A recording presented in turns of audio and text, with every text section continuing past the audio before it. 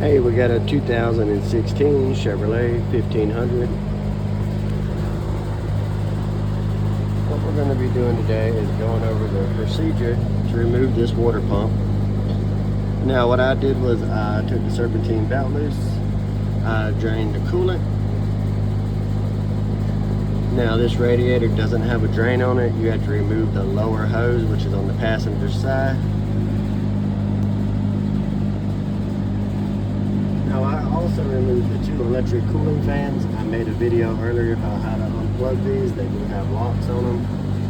But once you get those unplugged and two 10mm bolts, and just unhook some little clips on it, it'll pull right out, then you can gain access. This is going to be 6 10mm bolts. Now you can gain access to them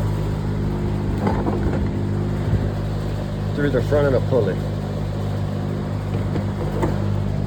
So once you get your fan out the way, you get your belt off, get your coolant drained, get these 6 bolts off, it'll just pop right off of there. Now my gasket, it was a little bent, it wasn't sitting flat, so what I did was put just a touch of silicone on the back of it to make it stick to the actual water pump housing. Because if not, you have a possibility of this gasket getting cut or not sitting flat, or being offset and you have a coolant leak. So just make sure that your gasket's flat and held to the housing. We're gonna let this tack up just a little bit longer, and then we're just gonna reverse the process and put the water pump on. Like I said, it is 6 10mm bolts. Once you get those put on, the water pump is pretty much done. You'll have that hose right there on the housing. Your upper radiator hose on the driver's side. Now I've removed the upper radiator hose because if you can tell, the radiator's rotted out. So we're going to get we've got the new radiator, but while we were in here, we figured we'd go ahead and do the thermostat and the water pump. Now, the thermostat for this is right here on the top.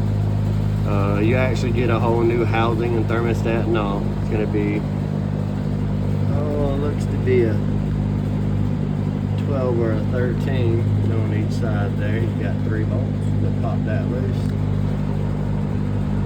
We're going to take this, anywhere these squeeze clamps are, I always replace them with adjustable clamps. I don't like these squeeze clamps. So we're going to get a new clamp there, a new clamp on the top of the new radiator, not this one, and a new clamp down there at the bottom. Now you have some cooler lines that come through here, and there. Once you remove the little black sleeve, that's what's, pop that off. Use a little pick, you go in there and there's a little round clip. It'll pop off of there. And then the radiator will unbolt from here and over here. Once that's unbolted, you can lean it back and remove the condenser from the front of it. But if you have to do a water pump on a 2016 Chevy Silverado,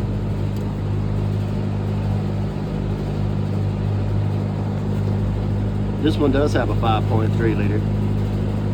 The easiest thing I found is take your serpentine belt off, take your fan out, remove your hoses, and like I said, line up the bolts through the front of the pulley, zip that bad boy right off. Alright, make sure y'all like and subscribe. Thanks.